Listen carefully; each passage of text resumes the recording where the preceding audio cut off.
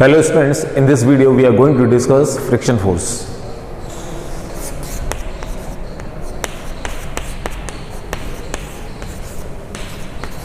तो फ्रिक्शन क्या होता है बच्चों? This is the opposing force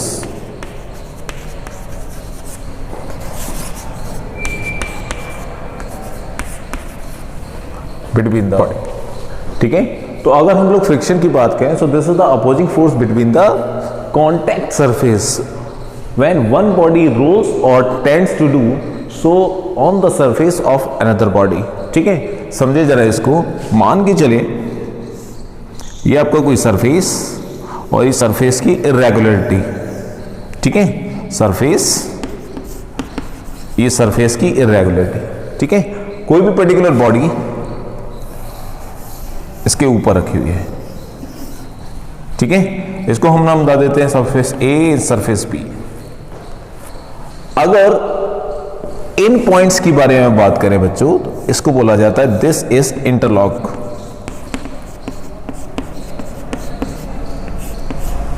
interlocks.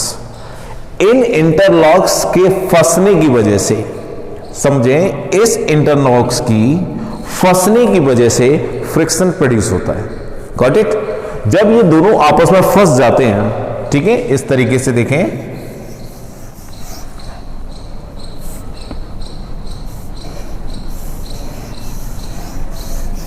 यहां देखें, दिस वन. ठीक है, जब ये आपस में फंस जाते हैं तब क्या प्रोड्यूस हो जाता है बच्चों? फ्रिक्शन प्रोड्यूस हो जाता है. क्लियर हो गया? अब जब ये बी बॉडी स्लाइड करना स्टार्ट होती है, जैसे ही ये स्लाइड करना स्टार्ट होती है तो इंटरलॉक्स ब्रेक हो जाते हैं. इंटरलॉक्स क्या हो जाते हैं? ब्रेक. जब इंटरलॉक ब्रेक होते हैं तब कोई भी पर्टिकुलर बॉडी स्लाइड करती है या रोल करती है. इस चीज को आप याद रखें. जब तक इंटरलॉकिंग एक दूसरे में फंसी रहेगी तब तक कोई भी बॉडी चलने वाली नहीं है. अगर कोई भी बॉडी मूव करी है, इसका मतलब वो इंटरलॉक्स को ब्रेक करेगी और ब्रेक करने के बाद वो बॉडी कैसे हो जाएगी बच्चों? मोशन में हो जाएगी. ठीक है, सो this is the condition of friction. तो फ्रिक्शन कैसे प्रोड्यूस होता है, उसके लिए क्या इंपॉर्टेंट चीज है? इंटरलॉक्स.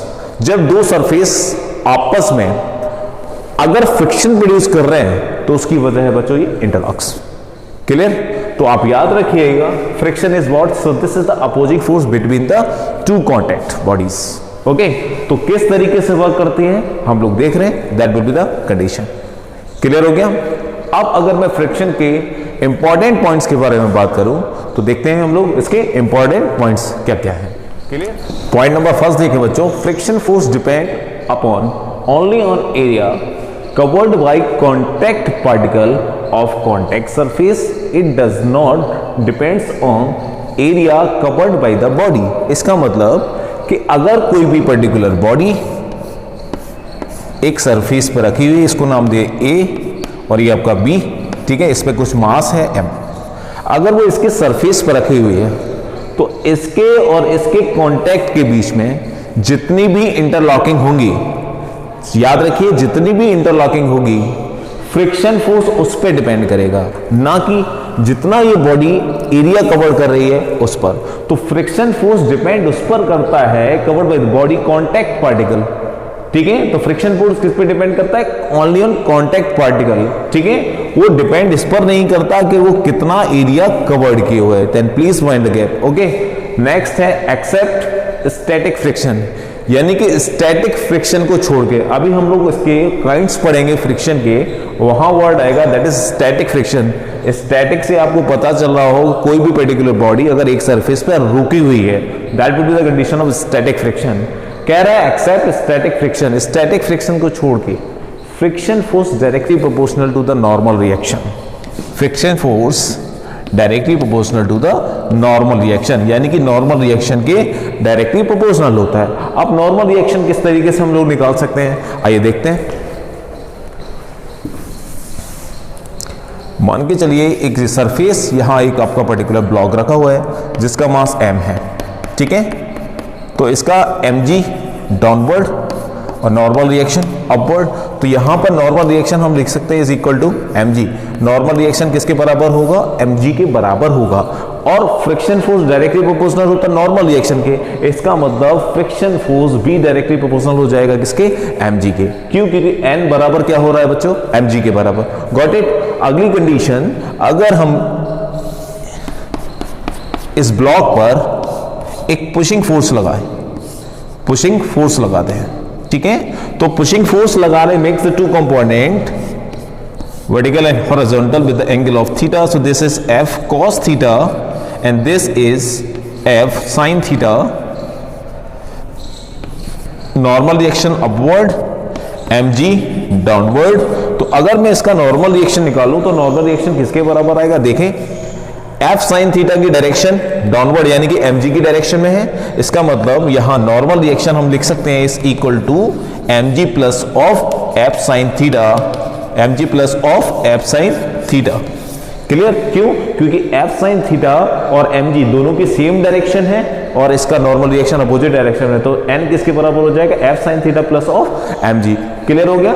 अगली कंडीशन, अगर मैं इसी ब्लॉक पर एक पुलिंग फोर्स लगाऊं,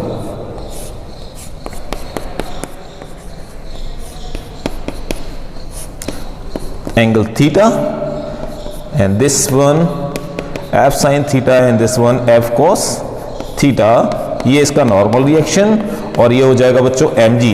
तब इक्वेशन क्या होगी? यहां देखें, n f sin थीटा की डायरेक्शन में है तो हम लोग लिख सकते हैं n plus f sin theta is equal to mg। तो n आ जाएगा mg minus f sin theta के बराबर। ठीक है, हम सारी प्रॉपर्टी नॉर्मल रिएक्शन के लिए देख रहे हैं जो कि directly proportional to the friction force है। ठीक है, तो इनडायरेक्टली हम लोग कह सकते हैं फ्रिक्शन फोर्स इन सारी कंडीशंस पर डिपेंड कर रहा है जो कि n के बराबर आ रही है, जो कि n के बराबर आ रही है। किसको छोड़ के? केवल और केवल स्टैटिक फ्रिक्शन को छोड़ के। क्लियर हो गया? अगर मैं इसको एक इंक्लाइंड प्लेन से कंसीडर करूं, सो दिस इज एंगल थीटा, ये आपकी कोई भी ब्लॉक जिसका मास m है तो डेफिनेटली mg डाउनवर्ड, ये कंपोनेंट हो जाएगा बच्चों mg cos थीटा। ठीक है, और ये वाला कंपोनेंट हो जाएगा mg sin थीटा, और ये हो गया बच्चों इसका नॉर्मल रिएक्शन। तो नॉर्मल रिएक्शन क्योंकि सरफेस के परपेंडिकुलर होना चाहिए, that's why n is equal to mg cos theta, mg cos theta. Clear हो गया? So this is the another condition. अब अगर कोई भी ब्लॉक हमने लिया और इसको इसके कांटेक्ट में लाके ऐसे रोक दिया, तो हम फोर्स कौन सा लगा रहे हैं बच्चों? एक्सटर्नल फोर्स लगा रहे हैं। अगर मैं एक्सटर्नल फोर्स लगा रहा हूं इसके कांटेक्ट में, तो ये क्या लगा रहा होगा? नॉर्मल रिएक्शन अपवर्ड डायरेक्शन में। देखें कैसे, ये आपकी बॉल, यहां पर हमने एक ब्लॉक को होल्ड किया एक्सटर्नल फोर्स के साथ, तो नॉर्मल रिएक्शन की डायरेक्शन डेफिनेटली यही होने वाली है। mg क्या होगा बच्चों? इसका डाउनवर्ड होगा।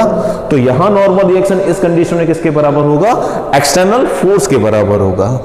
तो हम लिख सकते हैं n is equal to f external, that is external force. Clear? ठीक है, और जितने भी हमने यहां पर नॉर्मल रिएक्शन लगाए with the help of everyday, with the help of free body diagram, हम जो ऑलरेडी प्रीवियस क्लासेस में पढ़ रखे हैं। ठीक है, तो यहां हम लोगों को दोनों कंडीशन समझ लेनी चाहिए। फ्रिक्शन फोर्स उस पर डिपेंड करता है जहां इंटरलॉकिंग हो रही हो, यानी कि सरफेस की कांटेक्ट में दो बॉडी के बीच में जितनी इंटरलॉकिंग हो रही है केवल उस पर डिपेंड करता है, इस पर डिपेंड नहीं करता कि बॉडी कितनी जगह घेर रही है या कितना जगह कवर कर रही है। Got it? दूसरा है कि जो फ्रिक्शन फोर्स है वो directly proportional to normal reaction होता है स्टैटिक फ्रिक्शन को छोड़ के। क्लियर? अब नॉर्मल रिएक्शन हर कंडीशन में हम लोग इजीली निकाल सकते हैं। सो this is the first condition, this is second one, this is third one, this is fourth one and this is fifth one. ठीक है, किसी भी कंडीशन में हम लोग नॉर्मल रिएक्शन इजीली निकाल सकते हैं और नॉर्मल रिएक्शन फ्रिक्शन फोर्स के डायरेक्टली प्रोपोर्शनल है। क्लियर हो गया? तो ये सारी कंडीशन इसको आप नोट करें। देखिए टाइप्स ऑफ फ्रिक्शन, तो टाइप्स ऑफ फ्रिक्शन दो तरीके के हम लोग पढ़ने वाले हैं। This is first one is external friction, second one internal friction. तो अगर पहले हम इंटरनल फ्रिक्शन की बात करें तो इंटरनल फ्रिक्शन बच्चों हम कुछ हफ्ते बाद जब हम लोग स्टार्ट करेंगे फ्लूइड मैकेनिक्स,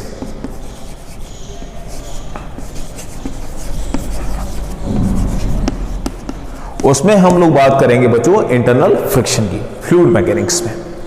इंटरनल फ्रिक्शन के बारे में आपको बता दूं, अगर कोई पार्टिकल या कोई बॉडी सराउंडिंग में मूव करती है, दोबारा से अगर कोई बॉडी सराउंडिंग में मूव करती है तो सराउंडिंग के जो पार्टिकल्स हैं उस बॉडी के साथ कोलाइड करते हैं। सराउंडिंग के जो पार्टिकल हैं उस बॉडी के साथ कोलाइड करते हैं। जब वो बॉडी के साथ कोलाइड करते हैं तो एक ड्रैग फोर्स लगाते हैं, यानी कि एक विस्कस फोर्स लगाते हैं। क्लियर हो गया? उसको बोला जाता है दिस इज इंटरनल फ्रिक्शन, जो कि it develop between the contact layer of liquid also called as viscous force.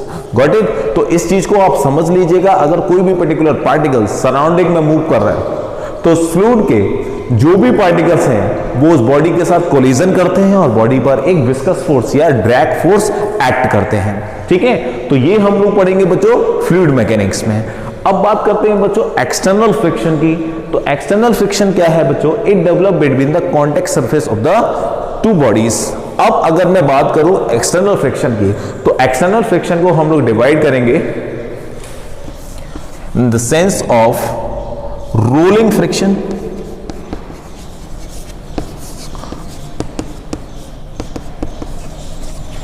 Second sliding friction,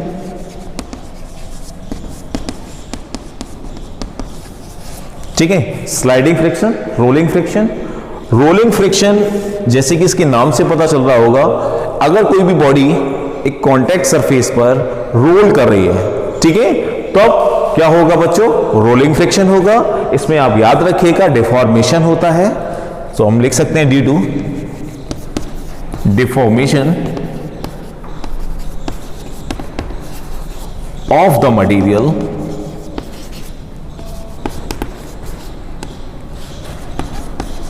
of contact, यानी कि दोनों ही बॉडी का क्या हो जाता है? डिफॉर्मेशन होता है। अगर एक बॉडी दूसरी बॉडी पर रोल कर रही है तो रोलिंग में क्या होगा? दोनों पर्टिकुलर बॉडी का क्या हो जाएगा? डिफॉर्मेशन हो जाएगा। Got it? ये है रोलिंग फ्रिक्शन। रोलिंग फ्रिक्शन को हम लोग बच्चों स्टडी करेंगे जब हम लोग रोटेशनल मैकेनिक्स पढ़ेंगे।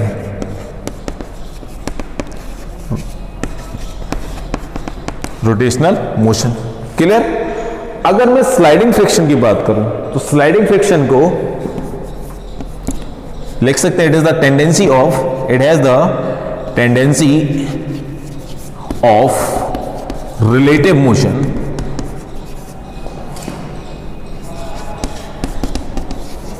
या लिख सकते हैं और when the body slide over the another body,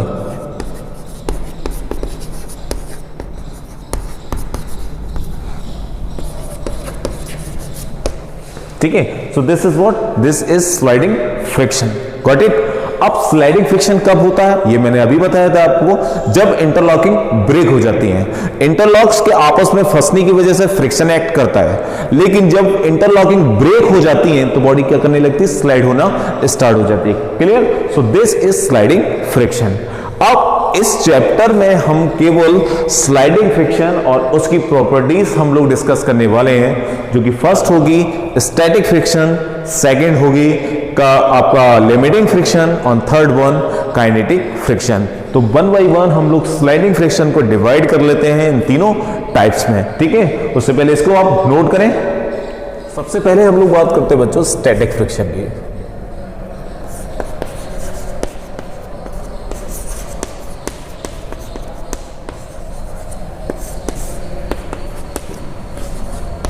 When the body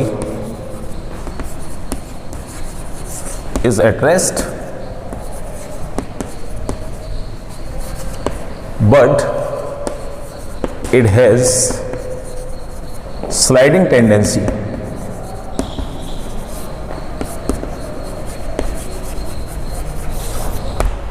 मतलब अगर एक सरफेस पर कोई भी पर्टिकुलर बॉडी रखी हुई है, ठीक है, जिसका मास m है, अगर इस पर एक्सटर्नल फोर्स लगाया जाए, इस एक्सटर्नल फोर्स की वजह से फिर भी अगर बॉडी मोशन में नहीं आती है, इसका मतलब क्या है कि अगर हम लोग एक्सटर्नल फोर्स लगा रहे हैं इस पर्टिकुलर बॉडी पर, एक्सेलरेशन इस डायरेक्शन में होना चाहिए, लेकिन एक्सेलरेशन यहां क्या है, 0 है। इसका मतलब बॉडी कैसे होगी, रेस्ट पर होगी।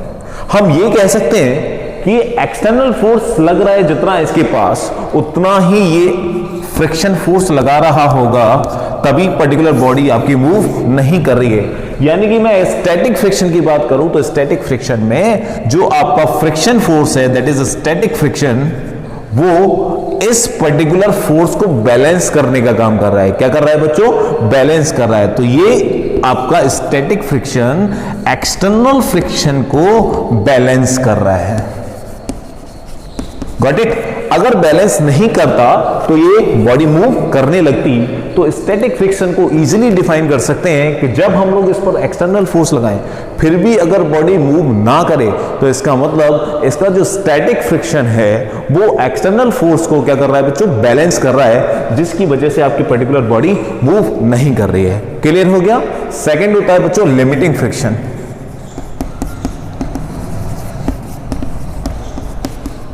लिमिटिंग फ्रिक्शन, तो लिमिटिंग फ्रिक्शन को अगर हम लोग डिफाइन करें, लिमिटिंग फ्रिक्शन को हम लोग बोलते हैं बच्चों मैक्सिमम स्टैटिक फ्रिक्शन।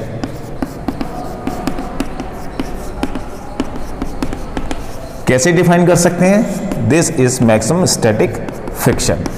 समझे जरा, अगर कोई भी पर्टिकुलर बॉडी चलने वाली है या मूव करने वाली है या मूव करने के बल्स पर है, ठीक है, कोई भी पर्टिकुलर बॉडी मूव करने वाली है या मूव करने के बल्स पर है, तब जो मैक्सिमम स्टैटिक फ्रिक्शन लगेगा वही क्या होगा आपका लिमिटिंग फ्रिक्शन। दोबारा से, अगर कोई भी पर्टिकुलर बॉडी मूव करने वाली है तब आपका जो स्टैटिक फ्रिक्शन होगा वो एक्सटर्नल फोर्स को एक पर्टिकुलर लिमिट तक बैलेंस करेगा।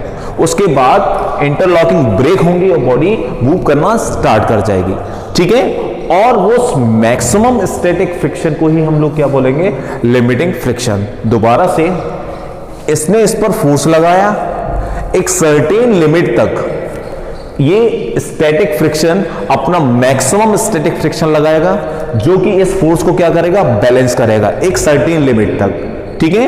उस लिमिट को हम लोग क्या बोलेंगे, this is limiting friction.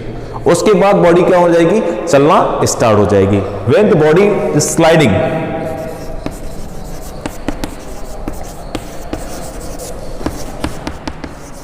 when the body is slide, then it is called kinetic friction.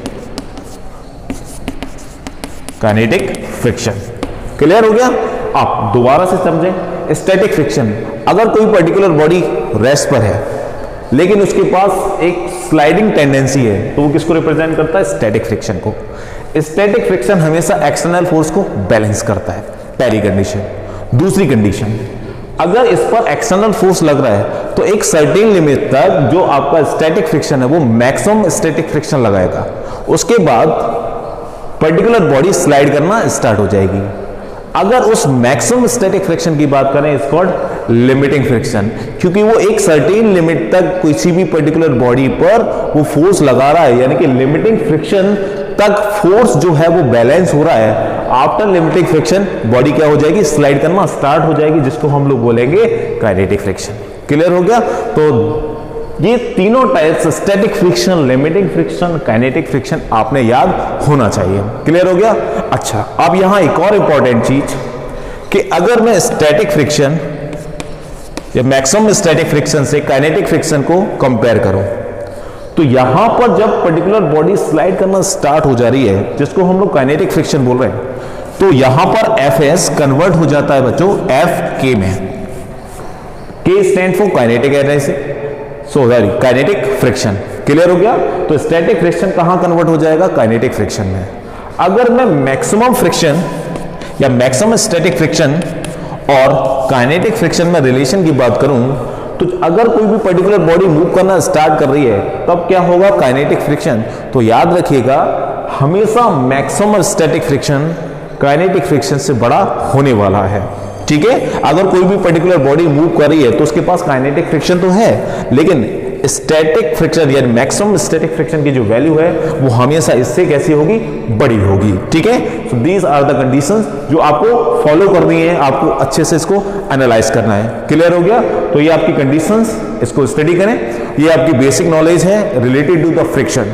ठीक है, अगले वीडियो में हमने इससे आगे टॉपिक के बारे में डिस्कस करना है। ओके, मिलते हैं नेक्स्ट वीडियो में नेक्स्ट टॉपिक के साथ। Okay, thank you.